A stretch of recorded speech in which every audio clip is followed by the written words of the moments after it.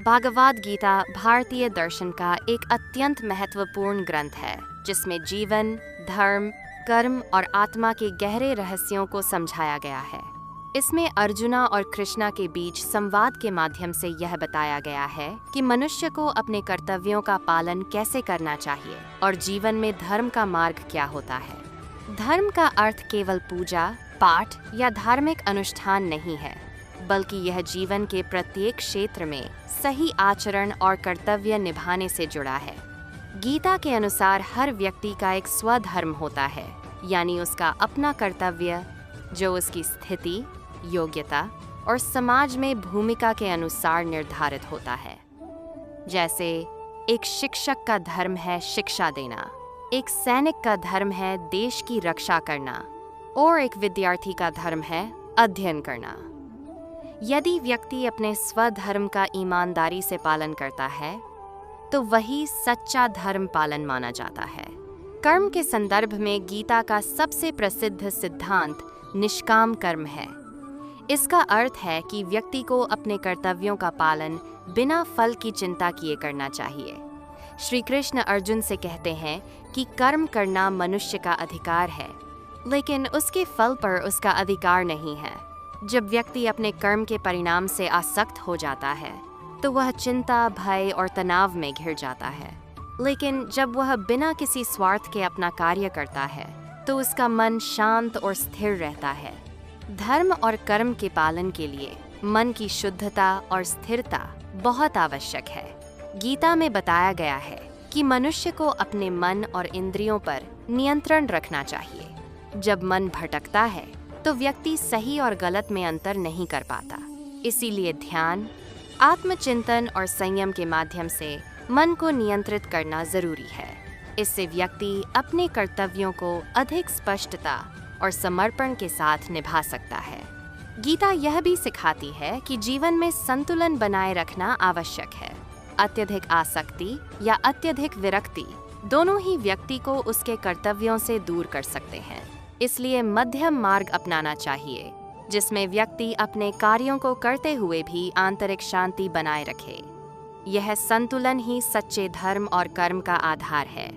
एक और महत्वपूर्ण बात जो गीता में कही गई है वह है आत्मा की अमरता। श्री कृष्ण अर्जुन को बताते हैं कि आत्मा न तो जन्म लेती है और न ही मरती है। यह शाश्वत और अजर अमर है।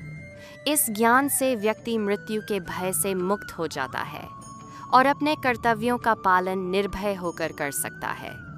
जब व्यक्ति यह समझ जाता है कि शरीर नश्वर है लेकिन आत्मा अमर है, तो वह अपने कर्मों को अधिक निस्वार्थ भाव से करता है।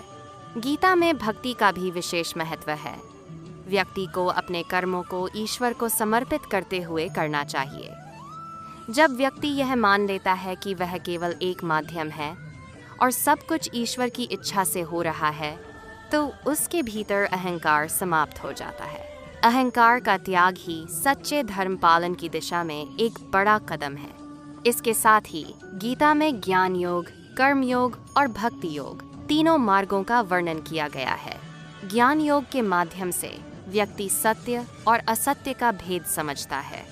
कर्म योग के द्वारा वह अपने कर्तव्यों का पालन करता है और भक्ति योग के माध्यम से वह ईश्वर के प्रति प्रेम और समर्पण विकसित करता है।